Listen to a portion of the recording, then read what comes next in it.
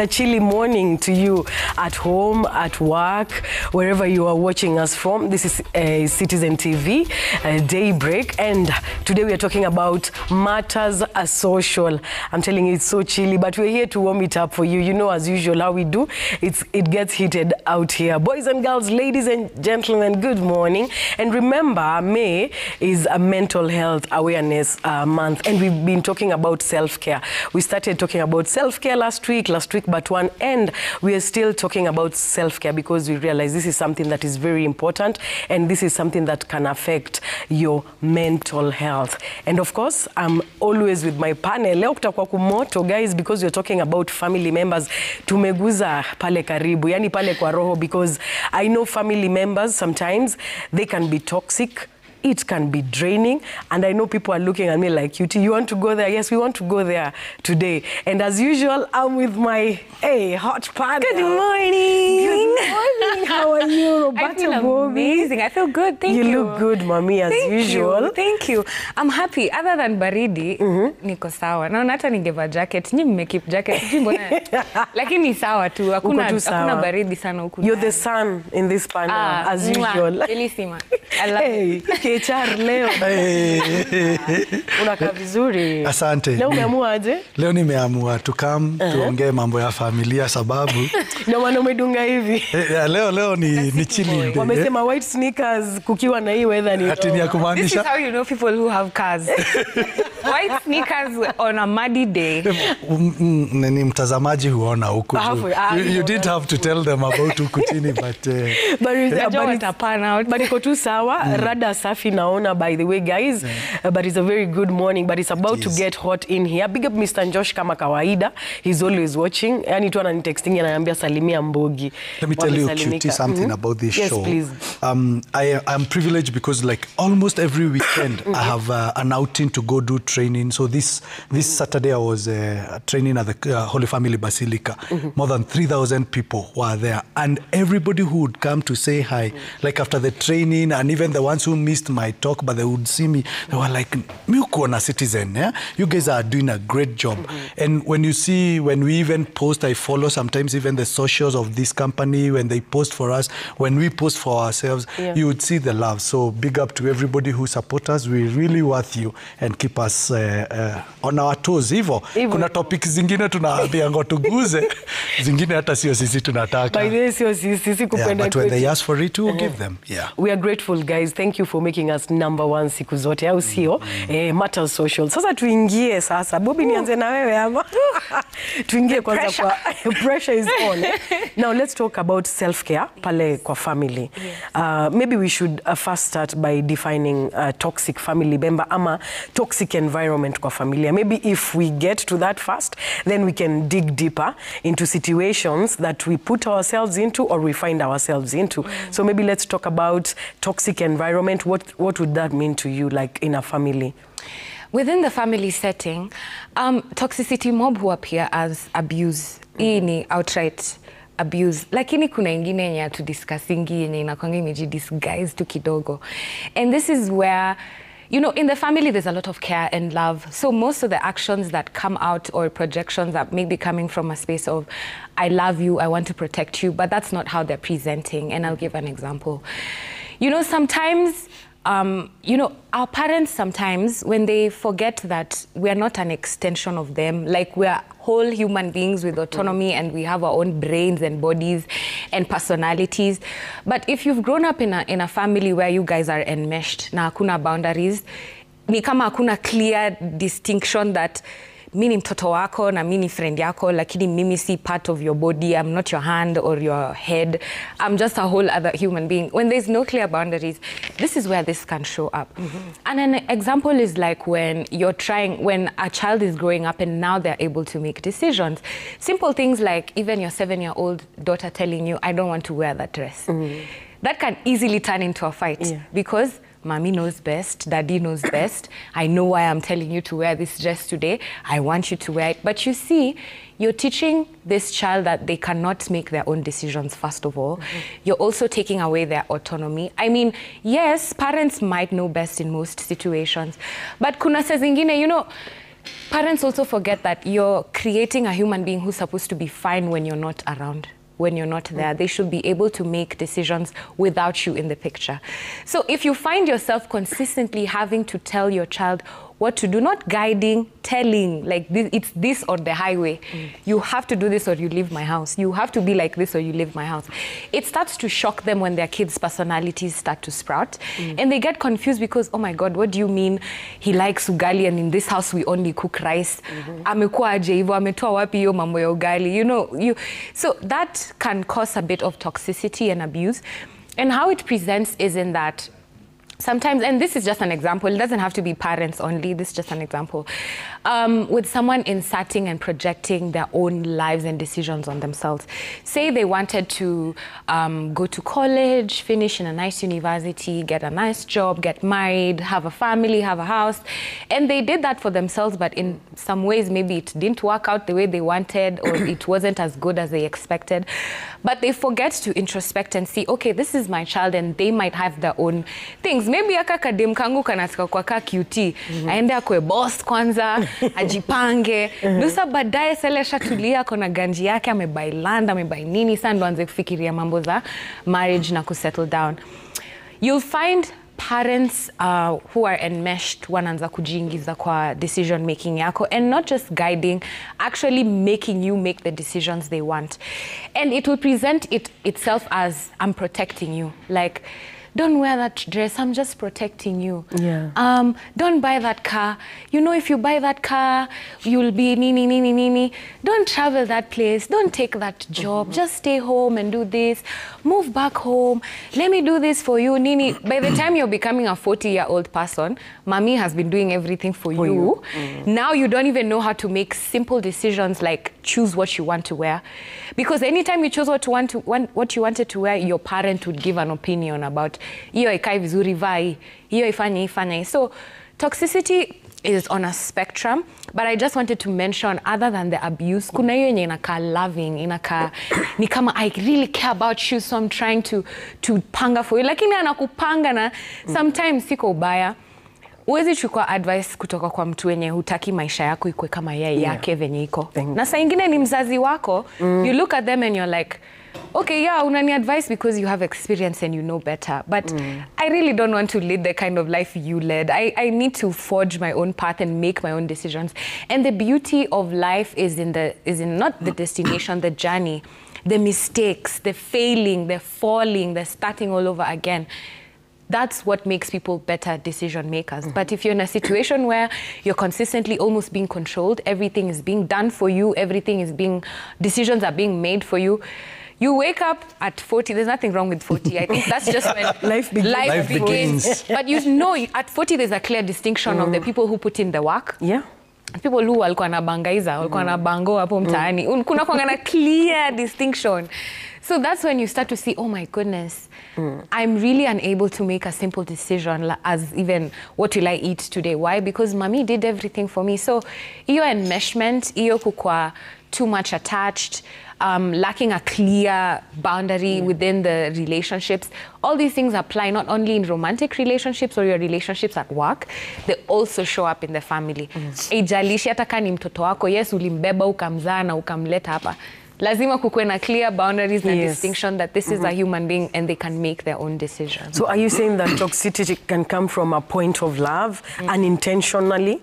That it can come unintentionally but a point from love, eh? Yes, because, sorry, there's sometimes even in friendships, someone will do something without thinking about the intent. They're just doing something. You think you'll take it as they're doing it to me. But yeah, anafanya tu, si ati anafanya juu yako ama anakufanyia. And until you can, discuss the intent and tell them, hey, I don't like how you spoke to me. I know you were trying to correct me, but understand that I also 1, 2, 3. So it happens a lot. Kuna kwangana a lot of nuances in especially conversations. And that's why it's really important, even with your mother, with your son, with your brother, with your lover. Create clear lines of demarcation with them. Hey, I truly appreciate your advice and your guidance and how you lead me and, show me stuff. But when it comes to making decisions, let me fail. let me make the mistakes on my own. You might be seeing it from afar because you have better experience, you've been here longer, or you're smarter than me. But how will I know, how will I learn? How will I learn the consequences? Kuna vitu tu zingine lazima tu ulimwengu ikufunze. Lazima tu ujilanie. Na mamae, funzo na ulimwengu. And maybe Ken, coming to you, maybe on your end, you can talk about how families can be toxic. What I'm getting from Roberta is the toxic can come from a point of love. There are those people who do it unintentionally. Maybe oh, I'm doing this for them. But with this generation that is coming up, you know, they're always like, no, I don't want this. You don't love me. But the parent is always doing it from a point of love. Maybe from your own opinion, maybe you can explain a toxic family environment. Okay. Thank you for that question. It's tough. Leo ni mimi nasema kama CJ. Ni mimi mzazi. I'm blessed to be a parent. You know, family, there are things that you will never shy off. You can never come out of your family. Never. Irrespective of whether you go and form your own family, we have two types of families. The family that you are born and you belong, and the family that you form and somehow belong. The first one, you will never shy away from it because you always talk about this, our values I learned from our family. And then the second one that you form, it's you who chooses. So I will define that toxicity in both contexts can be because of an intention. You did not intend to do it, but you're doing it because it was done. For instance, who said that githeri is a food for the weekend? That every Friday or Saturday, we must cook githeri so that it runs all the way up to Sunday. You know where we came from? We came from maybe our parents were fanatics of religion. The church was very far, and so cooking for the children would become a tall order for them to go to church, to come and cook, and to go back maybe for the choir practice or jumuiya. So what would they do? They would cook in the hope that children kukaranga githeri, hiyo ni kazi rahisi. In any case, hatukuwa mpaka na mafuta ya kukaranga. Unaweka tu chumvi juu na unakula. We are where we are because our parents were raised the way they were raised. And they hope that they can raise us the same way they were raised because they also grew up.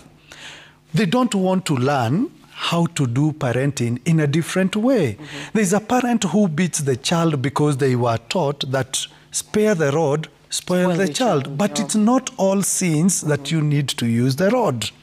There are some that are talk therapy, others are hammer therapy. But if you only know how to beat, even the children become immune. Toxicity in a family also comes from us, we the ones that I come here in Nairobi and I become woke. I meet with people who can talk anyhowly to their parents. That I can see my mother's phone and I'm like, I don't want to talk to her today. My mom drains my energy.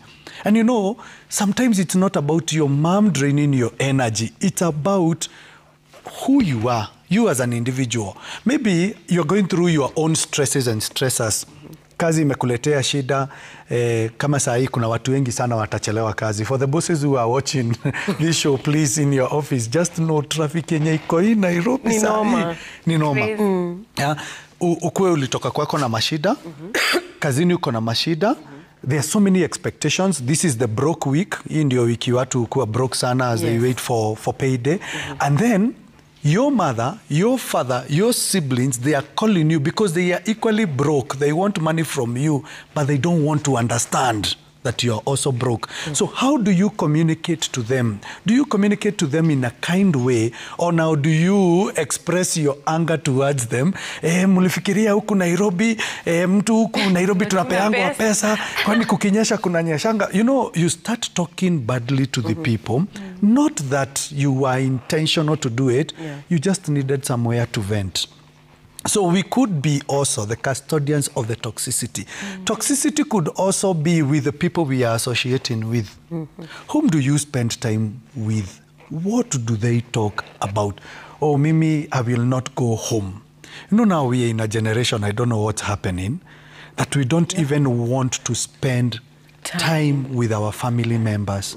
You'd rather stay at home. Okay, some of us are not lucky. Mimi kwetu ni Odhero, nimezaliwa Tao, nikalelewa Tao, but at least nimeoa Kimende. So tuko na shags moja angalau, eh? But Christmas, Easter, even a long weekend that is coming, maybe Madaraka Day. Wanaita mental health, wanataka kukaa peke yao. It's not about mental health, QT. And sometimes we are misusing the word mental health. Even in this Mental Health Awareness Month, it is okay to introspect and ask yourself, are you truly as hurt as you want to express? Did people really hurt you that much? Or did you misjudge the people? Some people express love just kindly. I mean, who said your mother cannot come to visit you, Roberta? That, no, mom, you should not be coming to my house just anyhowly. You should be informing me when you're coming. Seriously? And your mother, you don't know the agony that parents go through when they have not seen their children. And your mother plans a trip just to come and take care of you and your children. But rather than for you to see that love, you start seeing an intruder. Now, who is the problem? Sometimes we are the problem, and that's the reality we do not want to look at. Our parents did the best according to their capability at that particular time. Can we also do our best according to our capability and according to our knowledge, so that we do not carry families in a manner that shows as if we all come. By the way, sijui kwa nini ukisikiza watu wote, everybody comes from a humble beginning. Even the ones who went to international schools, everybody suffered when they were children. I believe even in the first families of this country, we've had at least 5. So, utasikia wengine wakisema how they suffered, labda hakupewa private jet. That is suffering to them. I don't know why we always want to talk trash about our families. It's true. Yeah? Could we even change the language? Yeah, that, yes, my parents struggled with me, but they gave me love, how they could have shown me love at that particular time, so that I can also show them love. We are also growing up thinking that our parents are baggages to us. True. You know, as long as your parent is alive, you seriously need to thank God. You will only know the value of a parent when they are in a casket. True. Having sat in therapy room for close to 15 years and listening to people grieving their parents, some would even say, I only wish I had one day, just one more day, to go and make amends with my mother. I only wish I had just one day to go and make amends with my sister or my brother, or to go and apologize. Some people will carry that guilt forever because they looked at that person as if they have been hurt so much, but it was not the other person who hurt them. It is them. Unabeba msalaba kwa uzito mingi sana kuliko venye inafaa kubeba. Okay, and you've touched a very deep, umekuwa deep by the way, hapo umesema, unaweza regret manze. And that's a very deep statement. And sometimes I think tuna misquote mental health, unataka kukaa peke yako. People don't actually go. By the way, watu wengi wako guilty ukisema hivyo. They don't go home because it's a toxic environment. But Bobby, on the other hand, I know Ken has said, I can be the toxic family member, I can be the toxic person. But sometimes it comes from pressure, expectations from your family. Your family expects maybe financial support, emotional support, physical support, but you're not able, you're not even able to provide that for yourself. So how are you supposed to provide this for your family if you're not able? Maybe like kidogo yenye unapata, everyone is expecting pieces from you. Yani inabaki wewe mwenyewe hata you're not yourself. So have you ever been in such a situation, and how did you handle it from your end? This is where I talk about my mama. Hi, Mama Roberta. There's something I see my mom do. My mama hata akiwa na so tatu. Atashare na sisi kila mtu so. I'm a 50-50-50. And it's not that ati she always has ama hakosangi, but it's something I notice in her. And a lot of times, you know, we are afraid, or we're unable to show up because we think we are inadequate, or maybe what we have does not matter, or it's not enough. And that's not always true, because sometimes, QT, we just need your love. Yeah. We just need your presence. So that seeing my mom kushare na sisi 50-50-50, like sometimes I'll check my M-Pesa, she sent me 300. I'm like, she probably needed this 300 more than I do. But because of her mom's love, she probably sat down and she had some money and she was like, let me split this, you know, amongst my 2 kids, and then mini baki na kakiru, and then this is how we're going to survive. So what that teaches me is that giving does not have to necessarily come from, you know, large, like you have to have 10 million bob somewhere. Sometimes the only thing your mom needs is a text back. The only thing she needs is a phone call to hear that you're fine and you're managing, and that, you know, you'll handle the day, or you are happy, or even you are sad and you're really going through it. Sometimes that's the only thing they need. So what I would say is that listening to Ken speak, I think it's important that without invalidating any side, all parties need to take accountability.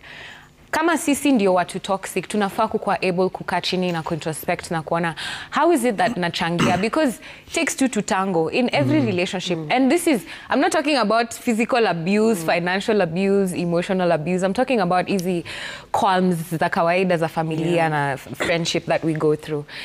It's important that you take time to introspect and ask yourself, mimi nachangia haje kwa family?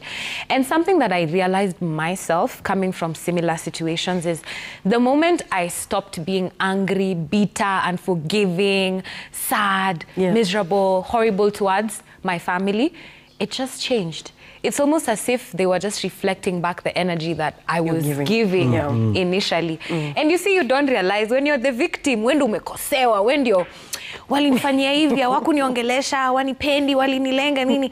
But when you sit and think and you're like, okay, but this is my family. And listen, I'm not absolving any form of abuse or toxicity. I'm saying it's important to just sit down and think about it and see, mimi nachangia aje? What is my contribution towards this? And I love how Ken said, you know, our parents did the best they could with what they had. And this should just show, first of all, before you become a parent, saizi, iyo excuse to sinaita to excuse saizi. It's true what Ken said. But from now, from today, leo ni 20th May, from today, we're not giving that as an excuse anymore. If you make the deliberate decision to be a parent, please do the work. Do the work so that you're not saying, Ati, this is all I had, this is all I could. Because when the child gets here, it's not supposed to be their job to start understanding why they were born in such a dysfunctional situation that you're not able to mitigate. I mean, we will make it work, and watoto uzaliwa daily na kwa familia ziko na shida, and they end up, you know, succeeding. But whatever you can control, parents, can you please try and do that a bit so that, you know, we are atuchangi like huo mtoto kukua more damaged than they needed to be. That's one. Second, I'd also like for the parents who are watching this, or any family members, sometimes it's the brother who's toxic in the family. You guys are trying, umse aski na ataki. Anaweza hata kwa violent towards, you know, the people in the home. Ama anafanya tu vitu zake zenye zina affect nyinyi wote ultimately. I'd like for everyone in the family to sit and just introspect. Think about kama wewe ndo unaleta shida kwa familia.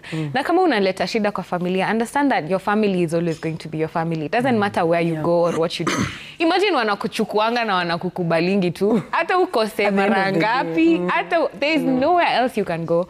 There is nobody as forgiving as your family member, no matter how much they don't like you or they want nothing to do with you. Ni ngumu sana mtu alale akijua mimi ni sister yake na tumekosana lakini nalala njaa mahali. Hata kama ni kunitafuta kutry, they will do their best, you know? So that's how family is. So I'd like for people to take responsibility and accountability on all fronts. If you're a parent and you're the one who's perpetuating this, sometimes parents are very narcissistic. And then it shows up in how the siblings treat each other. Siblings sasi mabeshte waongeleshanangi.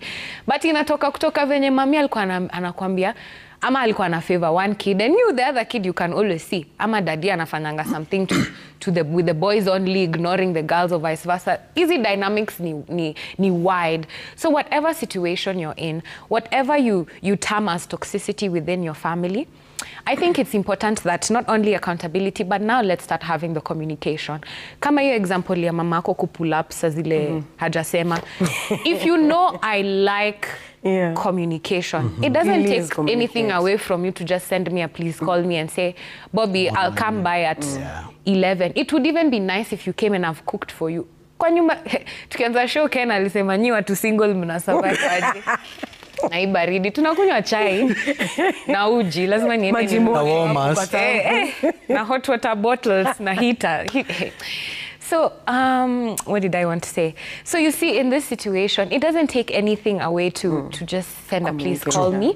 And, you know, it would be nice if mom came home. Sisi, I was gonna say, sisi wenye tunaishi peke yetu, ukikuja utapata mimi nilikula mkate na mandazi jana. Na ukalala. Na nikadoze. Na leo breakfast nimekula strungi na banana. Sasa ukikuja hivyo, I've not even prepared for you. You know, so... Sijiwezi, nitakuweza. You know, so just tell me, mommy, so I can cook something for you. Hata kama nikasukuma ka 20 ndaitisha nipike na sembe faster, you know. Ama hata ni clean tu how iko tidy. Maybe I like living in filth when I'm on my own. And I'll clean at my time, but I'd hate for my mom to show up and find a pigsty. Atashanga, who is this I raised, honestly? You know, so hiyo kitu inaweza kupea PTSD. Now me, I make sure I clean my house all the time. My mom is the type to show up, but I love it the way she shows up without saying. I like but that. you see, we're different. We're all different. Strokes for different folks. True that. So communication. If someone likes to be communicated in a certain way, not only teach yourself fast so that they can reflect it back to you, but communicate that that's what you like. Just say, I don't like when, let me use my brother's name, Chris, sipendi ukikuja hapa, Saturday, unakapa mpaka Wednesday, ini example, Chris afanyangi sipendi venye uoshangi vyombo, Chris usinikasirike. So he doesn't do that by the way, I'm just saying. So if I communicate that, you see, maybe he thought, you know, we are chilling, we are lax, you know, we have a vibe going on. But maybe because I've never communicated, he's never thought there's an issue with that. Alafu nikuje kwa TV kusema, I have a very toxic brother. He leaves my house dirty and I didn't even communicate. I didn't talk about it. I didn't make clear boundaries. I didn't say, hey, we can chill, but let's clean the house and then now we can chill, you know? True. So communication important sana at every level within every sort of relationship. Sometimes we assume that even within the family, you know, there's the boundaries, the lines are very blurred. That's why we think a lot of things can pass. But even among sisters, I don't like you wearing my clothes. But how will you know if you've been wearing my clothes for 20 years and then now all of a sudden I start telling you? I don't want you to wear them. Let's just talk about it. Let's talk about it so that I know, okay, ngoza Bobby siziguzi unless maybe I told her or I had communicated or whatever. But easy kuignore vitu kwa sababu mtu ni brother yako ama sister yako ama ni mamako. Hiyo ndio inafanya tuna sweep vitu under the rug. One day your mom pulls up without telling you, now you were rapped. Hata ile siku ulinifanyia hivi. Ukanifanyia hivi nikiwa 7 years old. Hatujai discuss, sasa niko 30. Really? So let's build that friendship. Something I love about family is while it can be the place where you can receive the most love that you've ever received in your life, it can also be the place that can destroy you the most. Because these are the people's opinions that matter to you the most. Their criticism is something you can take to heart easily. Kukosana ni worse than breakup. Ati umekosana tu na buda yako forever saa muongeleshani in a heart. And these wounds show up even in your relationships, in your friendships. So it's really, really important that we try to create a conducive relationship amongst ourselves within the family setting. Whether ni family umecreate ama umetoka, just try. Watu usema, how can I be the bigger person and I'm just 5'5"? Hata kawe ni mfupi, just try. Try to be the bigger person. Sometimes it saves relationships. True that. And I like what Bobby has said. Sometimes it's just communicating. Communication to pale kwa familia, just communicate your feelings. But sometimes, I love saying this, it's easier said than done. But wacha tuingie kwa financial sana sana. And especially watu wenye kwa diaspora, maybe mtu ametoka kwao, ameamua, let me go and look for greener pastures. And also, hata Nairobi inaweza iweka kama, wacha tuiweke kama diaspora. Mtu ametoka kwao, ametoka Ucha, amekuja kuhustle Nairobi. Ama ameenda whichever country it is to look for that money. So everyone in your family has these expectations. When unafaa kusort, ulienda Maju, ulienda Kanairo, umeenda kuhustle. So unafaa unatutumia do fulani at the end of the month. Na usipotuma hiyo do, it becomes a problem. So hitarapa itabidi umetusaidia kidogo kwa sababu hapa yenyewe watu wengi wanaumia. Everyone is expecting that financial. Let's talk about the financial aspect. So when do I know when to put boundaries, when to say no, when should I send this money, when should I not send this money? Joenye hapa tunaumia Ken, kiukweli tu. I wish QT was on this other side today. Aseme the favorite terminology. You've read my mind. Black tags. You know, takers, as you always say, have no limit. Yeah, man. Yeah? But givers ought to. One of the fathers of modern psychology, called Carl Rogers, said that human beings are disturbed when their expectations are never met. You listen to people who have gone out of their way to go and make money for their family. The problem is not their families. The problem is that one person who decided to tell the entire family, nimeenda majuu na hatutateseka tena. So what is the expectation of the people? Our brother ameenda majuu, hatutateseka tena. You know, what you guys don't know, that on the side, besides what I do, I also have interest in real estate. Wow. And in the real estate company that I have interest in, we sell land to the diaspora people. So we really understand diaspora people. Nakwambia kuna mtu ako diaspora ana struggle kuliko mtu ako mjengo in Nairobi. Because they cannot take a second job. They can only do one job, and some are even mistreated in a very harsh way. So the agony that our people in the diaspora, some of them go through, they are agonizing while home and away. Because at home, it's like, kwanza wale wameacha watoto. Aliachia sister yake mtoto amlele. Na kuambia wanaitisha ngwa pesa kuliko military style. Hata afadhali basi urudi if you cannot be able to send money for your kids. And probably it's not even the children. You know, sometimes I wonder, are you even fair to this person? They are miles away. It's not like a matatu. They can go to this stage today and take a matatu to come back home. And you, in your own willingness of sisterhood or brotherhood, said that I will take care of your children in good times and in bad times. But you always want to have it, Mary, in good times. It can never be that way.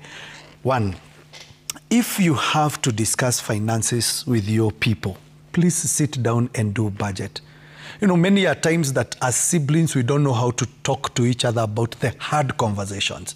You know, families that don't have hard conversations always have bad results. The hard conversations we know how to have with our family members are deflecting. It's a defense mechanism that we go back to our childhood. Where kwanza ukiwa mtoi venye ulikuwa na wana. You know, we always want to discuss the ones that we are comfortable discussing, not the hard. Finances in our family must be discussed in writing, in commitment, that I will be sending. You know, when people know too much about you, they can plan for your life better than you think you can plan. Oh, how much do you earn?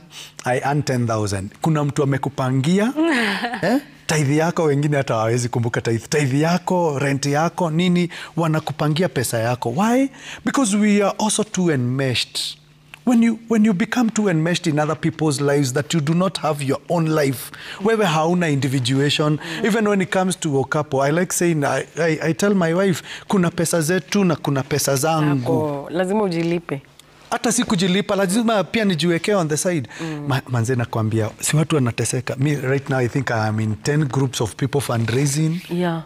Wengine ni wagonjwa, wengine ni wazazi, wengine ni mazishi. Yeah. Now, if I cannot afford to put some money on the side for such, will I always go and tell Shiro and her children, ati sasa ile pesa tulikuwa tuende kukula pizza Sunday, hatutakula kwa sababu kuna mtu amepatwa na janga la mazishi urgently. You cannot do that. You need first to have a sense of individuation when it comes to your money. And secondly, you need to have discipline when it comes to money. You cannot also be fending, unatafuta, unakula yote, inaisha. That Roberta anasema leo ni 20th, so tunaanza kufuatana na mwisho wa mwezi ndio ulipe madeni na zingine zianze kuja. And thirdly, you need to let people know, kuna jina ya maana sana nilifunzwa about 10 years ago, jina inaitangwa Sina. Na sitaki na siko. Siko, sina. Staki. Sikupei. I mean, by all means, is it CJ who said, ama ni Roberta one day, ukiniomba pesa leo na ukute nimekwambia sina, alafu ukutane na mimi ninakula chicken wings, usianze kusema niko na maringo, sikuwa na yako. Yeah. And your emergency can never be my emergency. Have you ever realized that some of our family members have an emergency every now and then? Yeah. Why? Because they do not respect you. It is a high time we also put a gap. when you have more than you can spend, always also remember to give to your people. Na wewe hawezi kuwa January to January haunanga. You can never spare 100 bob. You know, one of the things that we did in my family, and to all my cousins and aunties and uncles who are watching hi, we became very intentional with our families, and we told ourselves, this year we shall be meeting monthly. Kuna vitu watu ujiambia haiwezekanagi. Ati hamwezi kutana. We come from a very large family. My grandma had 8 children and we are 20 of us as cousins. Wow. And last week we were in my sister's place this Sunday. And when you find you as a family seated together, then you enjoy. Kuna watu, hatukuwa tunaonana. Tulikuwa tunaonana kwa mazishi. Ya, kwa sababu familia yetu nayo harusi hatunaga sana. But now because you're intentional, even the one mwenye ni mkonogamu has started to learn, naenda kwa my cousin na kuna watoto. You know, one of my uncles used to gift us so much, kutununulia tu sweetie, ko, tulikuwa tunaitwa ko. Sini kama mulipata ko, kalikuwa kanauzwa 50 cents, ka green kalikuwa na askari hapa juu. And what I learned from my uncle is, for you to appreciate your uncle, the uncle must spend on you. Yeah? So even my cousins today, they are ready to spend on the nephews and the nieces, but not overspending, because we are also, some of us also buy family allegiance through the money. You wonder why some people go broke and even their own families desert them, because it was not true and genuine love. It was using money. Yeye hataki kuparticipate na watu, so yeye anafanya nini? Anatuma pesa. And people are used to that. So kama hauna cha kutuma, hata wewe mwenyewe hauku unajituma. So when it comes to finances, QT, in a family setup, please sit down and start with your nuclear. You cannot also desert your own nuclear family, my wife and my children, so that I take care of my sister's children, my sister who is married, my sister who keeps talking of how toxic my husband is, my sister who keeps saying, naachana na bwana yangu, alafu unamuona na mimba. Watu wanaachana wanapatanga mimba surely. Umeguza wengi. Anajaribu kukuonyesha venye kwake ni kubaya. Lakini kumbe, they are also having another form of entertainment. Na wewe you lose sleep because, again, usibebe mizigo za watu sana. When you become the Jesus of your family, please be ready to feed them forever. You know, even Jesus got tired. When he fed the 5,000 people, 5,000 men, excluding children and women, at one particular time, the multitude came back to him. And Jesus got tired and he said, I know you're not following me because of the teachings. You're following me because I fed you. So you are also looking to be fed this time. If Jesus, the Son of God, could actually get offended by people following him for giveaways, what about you? So please don't overshow. Don't overgive, because the people that you're overshowing and the people that you're overgiving also have time to discuss you, and not in a good way. Sometimes I like saying, please, family members, don't sit down to discuss a family member who is not in that sitting. They cannot defend themselves. They do not have the right to reply, and everybody has something against somebody. But the moment you allow yourself to discuss, ati sasa ni wakute nyi wawili mulikuwa mna discuss. Roberta, what makes you think we will not discuss you with QT when you are not there? And that is how families zinaanzanga kufight. It takes the leader and the head. Every family has a leader and the head. The head of the family is always the oldest in that family.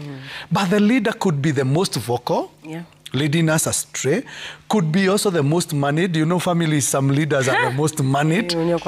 Na wanajaribu kuwaonyesha, na sijui kwa nini familia, wale watu wako na pesa wanaonanga kama wale wengine hawana akili. You know, you need to start spending your time wisely. You need to start. Please don't talk to your family members as if akili zilienda zikapungua. Be kind to people. I've always repeated this. In philosophy, we always teach people and say, in a world where you can be anything, at least be kind. Be kind to even your family members. Be kind to hold somebody's hand if you can be able to afford it. If you cannot be able to afford it, please give your time. There is nothing as good as somebody who has something to give. Usikuwe na wewe hauchangii watu kuchinja, wanachanga pesa ya mbuzi, hauchangii kuchinja, hauchangii kununua hiyo mbuzi, lakini ukinyimwa, unaona hata wakiwa huko hawaniliteangi. They always say that the broke person in the family ni yeye upewa stoni. Na crest. Watu wa Nairobi wakae hapa mbele. Umeband Ken umeband. But si vizuri. Please, in all fairness, be fair to your family members. In all fairness, take care of your Jerusalem. Teach other people how to fish in your family. If you've been blessed na uko Nairobi, wacha kushinda hapo ukiambia watu venye maisha ya Nairobi ni ngumu. Tusemeni tu ukweli. Kuna times Nairobi kuna kuwaga kuzuri. Ni kupoa. Kuna time kuna kuwa kuzuri. Yeah. Kuna time kuna kuwa kubaya. I have walked around this country in so many towns going to do. Kuna mtu anakuambianga, like there is a friend of mine anaitwa John. John really watches us. Ako pale Kitale. John, hi, Branded Communication. Ananiambianga, mimi siwezi toka Kitale. Amelelewa, I think, Nakuru. Wife yake ametoka hata Nakuru ama Murang'a, one of them. Ananiambia, mimi siwezi toka Kitale because this is where I know how to fish. So usidanganye watu ati lazima mtoke huko, mlitoka Mount Elgon kwenu ati ndio ukuje Nairobi. Yes, there are people who will struggle and others who make a living. And when you go and God is gracious to you, and you find an opportunity and somebody in your family can be able to do it, please call a member of your family. Ndio watu wenu sio lazima mtu wa kwenu tu akuwa akifanya mjei, surely. Ati ile kazi unaweza itia mtu wa familia yenu ni saa zile kuko na mjengo. Na nyinyi watu wa familia, ukipewa opportunity, ati kuna mtu wa familia yenu anakulipia kusoma, please enda usome. Because nobody will promise you anything. Don't become too entitled. Utumie pesa za ndugu yako vibaya, mtegemea cha nduguye, hufa maskini, anza kujitengenezea zako pia. We can anyway tuko pressed for time. Maybe Bobby tupatie takeaway yako in under 1 minute please, so that tupate pia ya Kenya takeaway. Yeah. So my takeaway, like what I'd like to end this conversation with is, please be very cognizant within your relationships and don't assume that relationships zote kwa tu nyoe ama vitu tu happen spontaneously. All relationships require a lot of effort, a lot of time, a lot of intentionality, clear communication, showing up for each other. Leo nimekuwa called out, mimi ni wale wa kutuma pesa alafu siparticipate. Lakini I'll change. Hizo excuses, oh Nairobi, I don't have time, I'm busy, nini, not showing up sijui because your family was toxic or they did what. Right now, when you grow up, it's your chance, you're in a position to change everything. You can't just mambo za mama zetu na maanti zetu zimeisha. Sisi ndio saizi tunaform hizo bonds, relationships. Sisi ndio tunafaa tujue hizo wimbo za Rurashio kuziimba. Sisi ndio tunafaa tujue kushona hizo vitenge. You know, all these things we need to know, the family traditions, the things we should be doing, and even creating new traditions, not just following the old ones.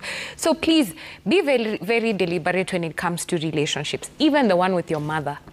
Pick up your phone and call her and tell her you love her. Call your dad. Tell him you miss him. These things are so important. We take it for granted. And not just because there's a fear that they might die, or don't let that be your motivation for you to form relationships. But come from a place of, hey, I'm a grown-up now. It's my responsibility to forge better relationships. Take charge, take responsibility, take accountability, and show up wholeheartedly. Be there for people. Hata kama ni kutuma hiyo ama kuchukua matatu ya 20 bob uende umuone, please show Just up. Do it. It's important. Thank you, Bobby. 30 seconds. 30 seconds. Mimi nitasema hivi, if you've been given grace by God that you can be able to bring your family together, don't tire.